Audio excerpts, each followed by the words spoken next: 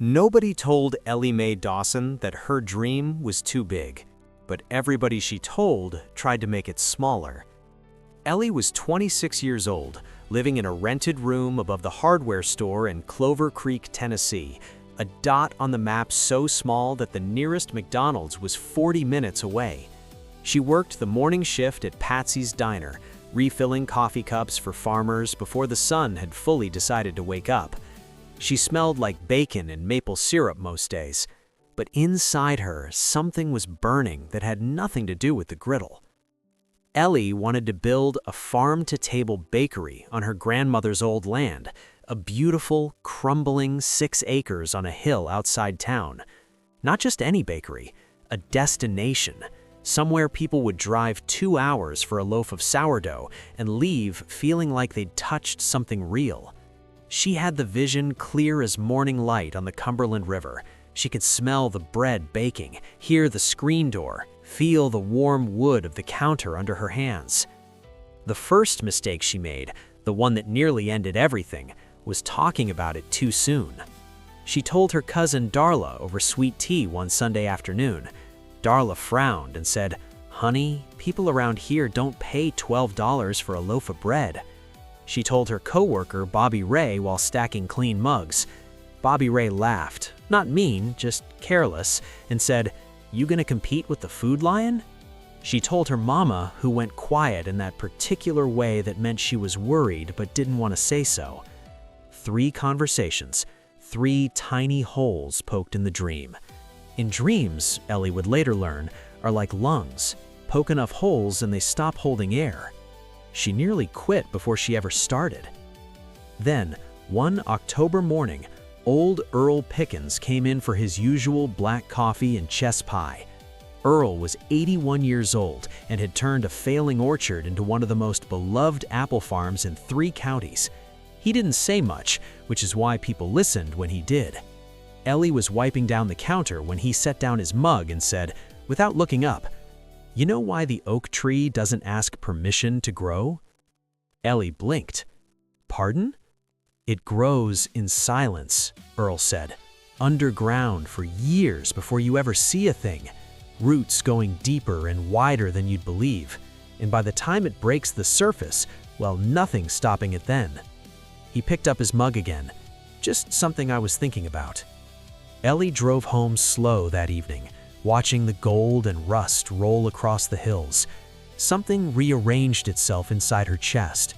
She stopped telling people her plan, not because she was ashamed, but because she finally understood that a dream spoken too early is a seed planted in public soil where everyone's boots can trample it before it finds a root.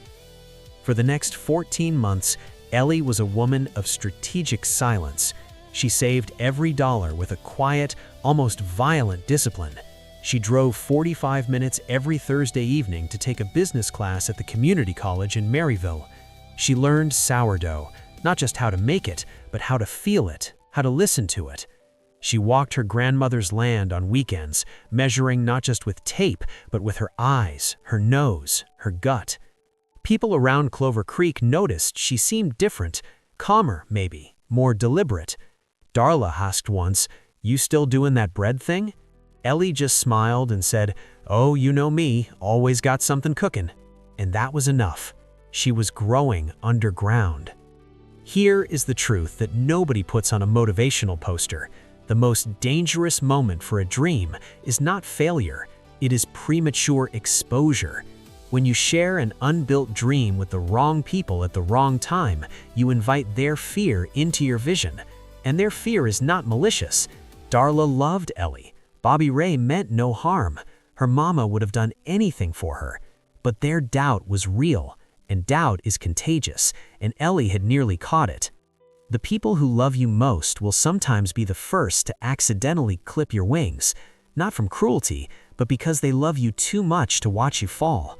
Protect your dream from that love too, until it is strong enough to survive the worry. On a warm April morning, 16 months after her conversation with Earl Pickens, Ellie Mae Dawson opened the front door of Dawson Hill Bakery for the first time. Lavender on the porch, the smell of fresh bread rolling down the hill like a slow, warm wave. She had 7 loaves ready and a hand-painted sign she'd made herself. By noon, she had sold out. By the following Saturday, there was a line down the gravel drive. Earl came on the 3rd weekend. He stood at the counter, looked around slowly at the rough wood beams, the mason jars of wildflowers, the golden loaves stacked in rows, and he nodded once, the way old men nod when the world has confirmed something they already knew. He didn't say a word. He didn't need to. He just paid for his bread and walked back to his truck. And Ellie understood. This was the moment the oak broke the surface. Your dream does not need an audience to become real. It needs your devotion, quiet, stubborn, and unwavering. Work it in the dark. Feed it before you feed anyone else's opinion. Guard it like the last match in a cold November field. The world will find out when it is ready, and by then, there will be nothing left to stop it. Grow underground first. The oak doesn't ask permission to rise, and neither should you.